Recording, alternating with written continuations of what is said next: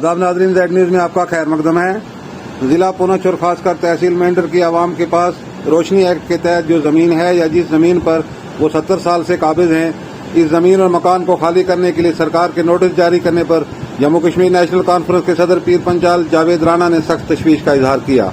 आगे देखिए हमारे नुमाइंदा जहांगीर अहमद की रिपोर्ट। आज मेंढर, मनकोट और बालाकोट के हमारे तमाम सरपंच हजरात और तंजीम के सीनियर लोग यहाँ तशरीफ लाए हैं। हकीकत में पिछले 10 दिन से हमारे सब डिवीज़न में लोगों को नोटिस आ रहे हैं डिपार्टमेंट की तरफ से, रेवेन्यू की तरफ से। जो ज़मीनें आपको रोशनी के तहत अलाट हुई थी या जिन ज़मीनों पे लोगों के का पोजीशन है पिछले 70 साल से 80 साल से। मनकोट में हमारे एक पूरा गांव है बनलोई, जिसका कोई रिकॉर्ड रेवेन्यू में नहीं है। इसी तरीके से कुछ हमारे दूसरे एरियाज़ हैं जहां लोग जो हैं वो सदियों से रस बस रहे हैं। उनको नोटिस आ गए कि आप अपने मकानात को खाली कीजिए, अपनी ज़मीनों को खाली कीजिए। कस्टोडियन की तरफ से नोटिस आए, रेवेन्यू की तरफ से नोटिस आए, जंगलात की तरफ से नोटिस आए। तो मैं ये गुजारिश करना चाहूँगा इन नेशनल के यहाँ फॉरेस्ट राइट एक्ट के बड़े गीत गाए थे, जिसमें गवर्नर साहब ने भी लोगों को बुला के पुलिस रिजर्वी से उनको अलाटमेंट आर्डर्स दिए थे। मैं ये सरकार से ये पूछना चाहूँगा कि आज जो आप नोटिस जारी कर रहे हैं ये क्या है? और वो जो गीत गा रहे थे आप फॉरेस्ट राइट एक्ट का कि हमने शेड्यूल्ड ट्राइब को और दूसरे लोगों को यहाँ फॉरेस्ट राइट एक्ट दे दिए और हज़ारों कनाल ज़मीन जो है वो उनको अलाट कर दी है। हमने ये पहले भी कहा था कि इनके कोलो फेल में तजाद है, और आज भी हम ये कह रहे हैं कि सरकार की दोहरी पॉलिसी है। सरकार सिर्फ लोगों को टार्चर करना चाहती है, लोगों को हरासा करना चाहती है।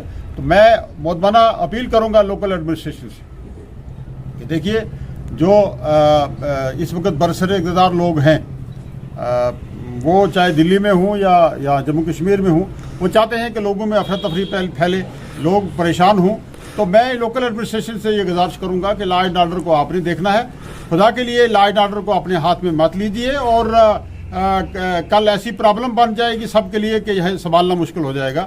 मैं अपील करूँगा, लोगों से भी मैं अपील करूँगा कि वो मुत्तहिद हो जाएं इस जुल्म के खिलाफ लड़ने के लिए।